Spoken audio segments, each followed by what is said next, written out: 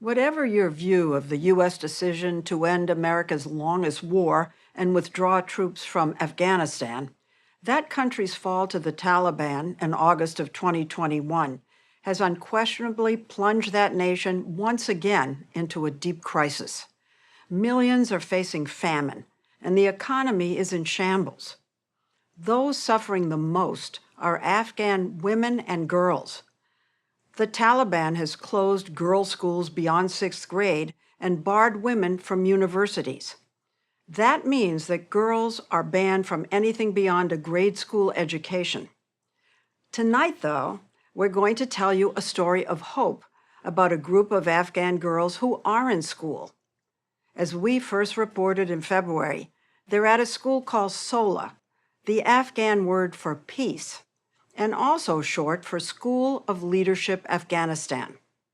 It was started by a young Afghan woman named Shabana Basish Rasuk, who knows firsthand the power of an education. And though they had to flee Afghanistan in a harrowing escape, we found the girls of SOLA back in the classroom, half a world away. The story will continue in a moment.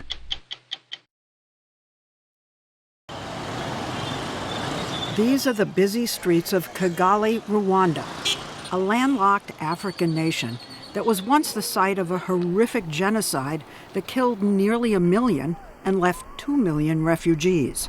Rwanda is now at peace and has become an unlikely place of refuge for almost 2 years to the girls of SOLA. And they seem to be settling in. Are you ready for this? Yes. The evening we arrived at SOLA's temporary campus here, the 6th and 7th grades were holding a geography competition. Spelling counts. Okay. Classes here are taught in English. Go! The girls were racing to identify nearly 200 countries all around the globe. They're wearing masks not to protect against COVID, but to hide their identities to protect their families still in Afghanistan. My name is Zahra. Zara's family has left the country so she can show her face. Saraya's and Najia's are still there. You knew every country in the world. Yes. You like it? Yeah. You like contests. Yes. They're so passionate, they're so active, they're so eager, they're so interested. Shabana Basij Rasuk is SOLA's founder and single-minded leader. How are you all doing? At 32 and just over 5 feet tall, Shabana started creating SOLA when she was still a student herself. Her story and her commitment to educating girls goes back to 1996, when Afghanistan fell to the Taliban the first time. She was 6 years old, and all girls' schools were closed. But Shabana's parents, a former general and an educator, refused to keep their daughters locked up at home.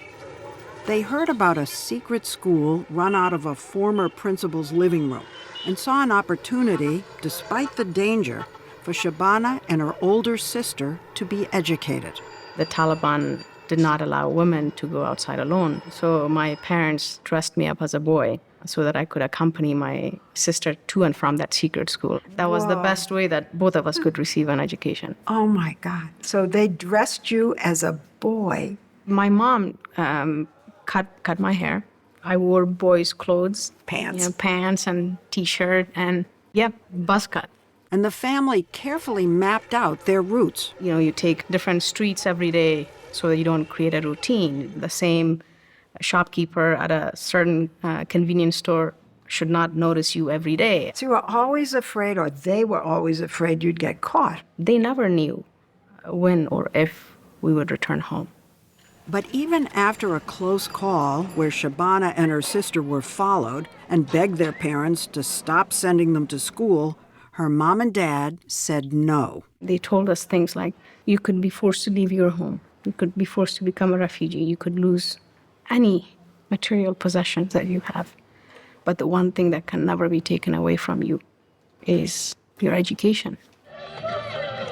When the Taliban fell after the U.S. invasion in 2001, Shabana went to a real school for the first time, and she excelled, winning a place in a State Department program to spend a year of high school in the U.S. I was randomly placed with this lovely host family in Wisconsin, where I gained 40 pounds. But that wasn't the only way the year changed her. What struck me the most was living in a society for the first time in my life where girls had no concerns whatsoever that their freedom to attend school could be taken away from them anytime, which is something that every single Afghan girl who's lucky enough to go to school lives with.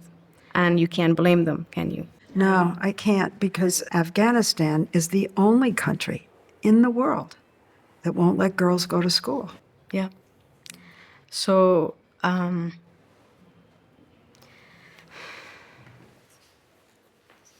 Why are you tearing up?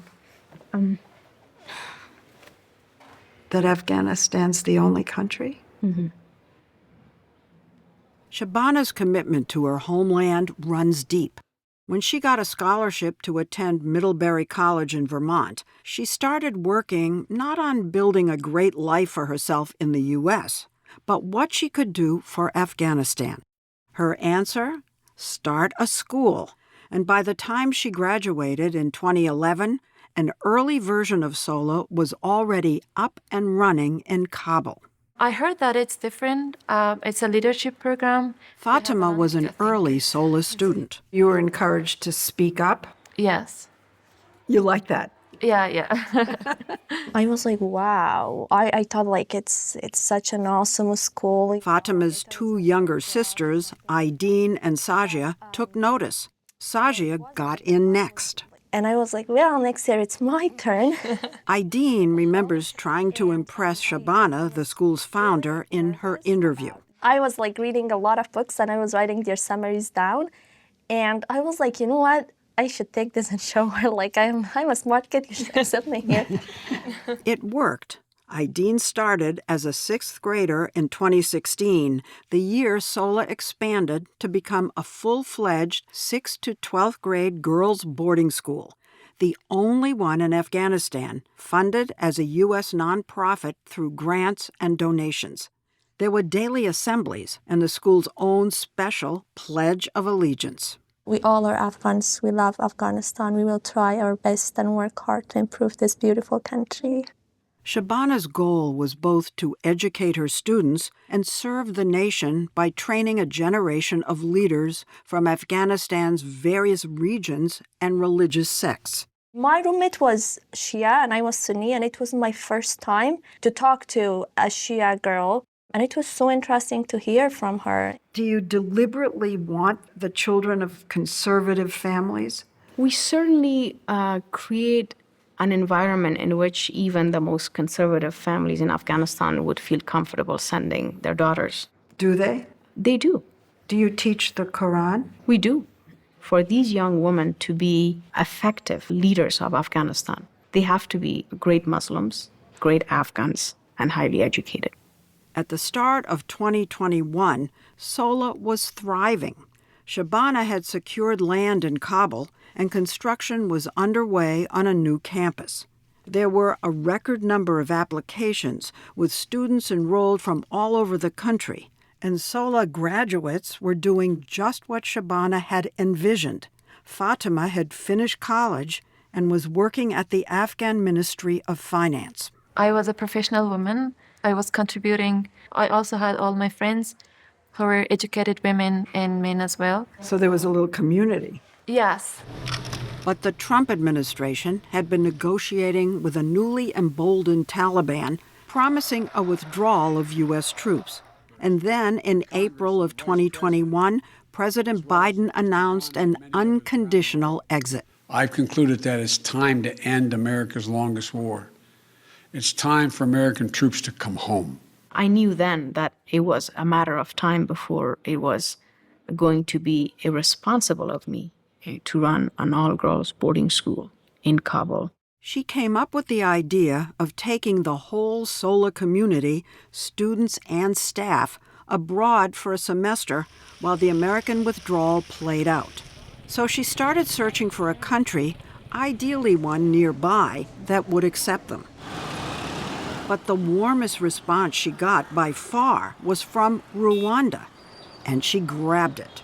You were going to go to a place called Rwanda. Did you know anything? Like, we all went and searched, and then we found out that it was in Africa, and I was like, wow. Oh my God, I'm so excited. Some of SOLA's alums, including Sajia and Fatima, were asked to come as well. So was the idea at that moment that you were escaping and that you weren't going to come back for a while? No, the idea was that the security is getting worse. We would live for a semester, and then if the security gets better, we would come back. If not, we would stay there for a year or more. What was the atmosphere in Kabul at that point? The provinces were, falling one after another, but then we were not hoping for Kabul to fall this soon. The U.S. government wasn't expecting Kabul to fall soon either. As American soldiers prepared for an announced end-of-August departure, SOLA brought in passport officials on August 14th to process the girls' paperwork for flights a few days later.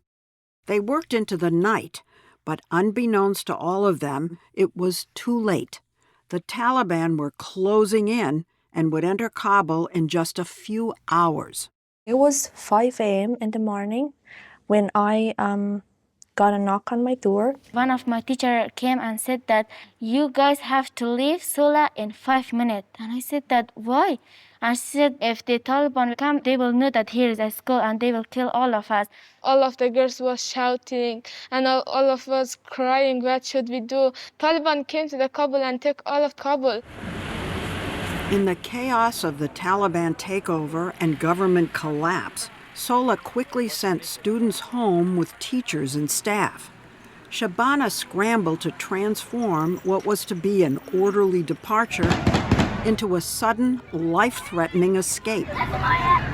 But first, she had to keep a promise, one she'd made years earlier to a student's father. He said, promise me, when the Taliban come to Kabul, that you will burn my daughter's records if they find out that she's a student here, and they will kill me and my family. So Shabana did something heartbreaking. Set fire in the school's furnace and courtyard to the hard-earned records of all of SOLA's students. It was incredibly painful. It felt like making them disappear. The girls of SOLA, their escape from Kabul, and how they're doing today when we come back.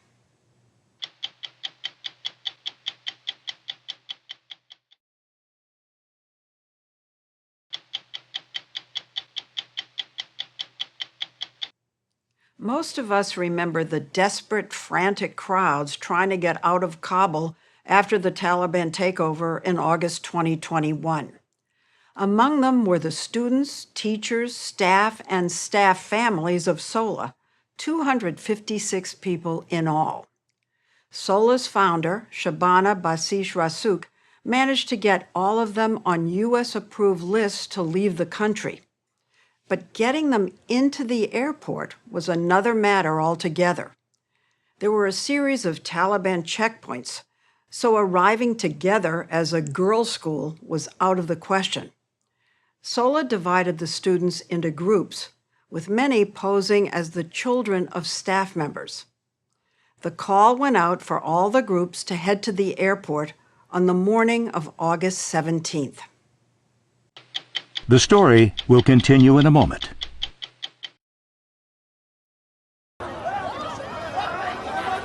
The previous day had been chaos. People had been clinging to airplanes, and crowds had descended on the airport. Sisters Fatima, Sajia, and Aideen prepared to go there together. We had our masks. We made sure our scarves are put tightly, and we were wearing very long dresses. When we left, my mom was telling us that make sure that you don't do eye contacts with Talibs. So we were just really scared, and then it was just like... If I look down, they won't look at me. Yes. Yeah. By the time we got closer to the airport, it was so crowded. The weather is hot, and I have this black scarf and black mask, and it's suffocating. People was pushing each other and shouting, and all of the babies crying. I saw Taliban that they were shooting the guns, and also They were shooting guns? like the bullets. Sky. Someone took my scarf. It was in my head, and then someone, and the Talib saw me, and I shouted, and I said that they will kill me now. As a teacher quickly handed Najia a scarf, Fatima and her sisters were being jostled by the crowd. Everybody was pushing, and in a moment, I noticed that my sisters aren't there. At one point, she was gone. So now it's just the two of you. I remember sitting there and then crying, and I was like, I don't want to go. Can we just stop here? Let's just go back. Honestly, I understand. I probably would have done just what you did. It was a tragedy, with women having like their very young kids. I was like, I just can't take this anymore. I really didn't know what to do because she was not listening to me. And then one of SOLA teachers came and told her that you gotta stand up, go, or stay here forever. And then I took her hand, and then we went. The three sisters were among more than 100 SOLA students and staff, including Shabana, who made it into the U.S. military-controlled airport to safety that day and were processed to leave on waiting jets. Shabana was told her name was on a Taliban hit list, so she should get out right away with them. But all the other students and teachers were still stuck in the crowds outside. Shabana refused to go. I knew if I left, it was game over. Those who were stuck at different checkpoints had no way of getting through. People were pushing us, and there One of them was Zara. Taliban was saying sit, and there was no place to sit. Zara's group and others had to turn back, while Shabana spent a first sleepless night inside the airport. After 2 more days of waiting in these throngs, one last group of 52 was still stuck. Shabana asked a U.S. Marine captain to accompany her out of the safety of the airport and back to the Taliban checkpoint. Captain Nicholas Gray grabbed 2 members of his team and said, "Let's do this." You were in the airport and went out? And then went back. This is what you do. You have 10-year-old girls, 11-year-old girls, 15-year-old girls stuck on the other side. You do anything you can to get them to safety. And she shouted, Suraya, come this way. And I pushed, and I get her hand. And she pulled you? Yeah. Oh, my goodness. These pictures were taken as the very last group of students and Shabana, after 3 days and 2 nights in that airport, boarded the military transport plane that would at last fly them away. She had managed to get everyone out, 256 people. You have to say to yourself, I did it, it's over. I got everybody out. It was finally having a moment to think about, oh my God, this is it. Oh my God, this is it. So now you're looking to the future. We're leaving, and I was taking with me from Afghanistan some of the best educated girls, women leaders in the making. I felt so heartbroken for our people, for Afghanistan. I felt heartbroken for the very people who are leaving. They are some of the most wanted talent in Afghanistan. And as soon as they step outside of this airport, they're going to be seen as unwanted refugees wherever they end up. Hello. Good morning. But her students are having a completely different experience. In Rwanda, they have been welcomed. Good morning. How are you today? We found them dressed in new school uniforms, since each of them had fled with just a backpack. I love what you're wearing. Thank you. They're hand-sewn with Rwandan patterns to honor their adopted home. Do you like it here? Yeah. You wouldn't know they'd been away from their families for more than a year. Thank you. SOLA's temporary campus here feels like a haven. It's a former hotel complex. Its restaurant now a dining hall, with classrooms converted from hotel suites. vision. They're getting on with the business of learning, mastering math terms in English. With many of their Afghan teachers now resettled as refugees in other countries, SOLA has brought in new teachers from abroad. That's great. Good job. This is a school for leadership. Yeah. You think that you'll become leaders? I want to be a surgeon. I want to help poor people in Afghanistan. I want to be a politician woman. A politician? Yeah. Soraya wants to be an astronaut. Spacewoman. And finally, from Zara, I want to be a spy. A spy? Yeah. That came out of nowhere. how are the girls doing? Our students, our girls have been consistently and remarkably focused. It is beyond inspiring to see these young girls who know they have no idea when they're going to be able to reunite with their families. But though they're more than 3,000 miles away, One by one, please. it is the 21st century. One of the most striking scenes we saw here was the daily hour after classes end when girls can call their families. Watching them scattered around the room is to feel the tremendous separation. But Shabana also sees the closeness. Yesterday I was watching swimming practice. One of them said, I've been wanting to learn how to float for such a long time and I can finally do it today. And I asked her, I said, do you share these kinds of moments with your family? She said, I share every single thing with my family. And they are so happy for me. They tell me that they are happy because I am happy. What's the reception been like in Rwanda? Remarkable doesn't quite capture it. I've had this conversation with so many Rwandans saying, please don't forget, we were also once refugees. Here we are, back in Rwanda. You will go back home, but for the time being, welcome home to Rwanda. Why does that happen? Did I throw it? No. In Earth, there is gravity. Watching these girls learn, Jupiter, Mars. we were struck by the realization that they're among the only Afghan middle and high school girls out of a country of 40 million who are getting a formal education. Title slide, picture, title, name. But knowing how fortunate they are has made hearing the news from Afghanistan that much more painful. Fatima's female co-workers at the Ministry of Finance have all been replaced. My female colleagues received phone calls saying that they should send one of their male family members to work instead of them. So wait a minute, they were being told to send male relatives to take their jobs? As long as they can do the job, they should send them. A year ago March, the Taliban announced that girls' schools would reopen. Girls flocked in, only to be told hours later to go home and stay there. All over social media were videos of these young girls crying. And then I was so mad on everybody for not doing anything. You mean the rest of the world?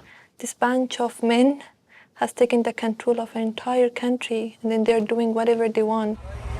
Women have been ordered to cover themselves head to toe again.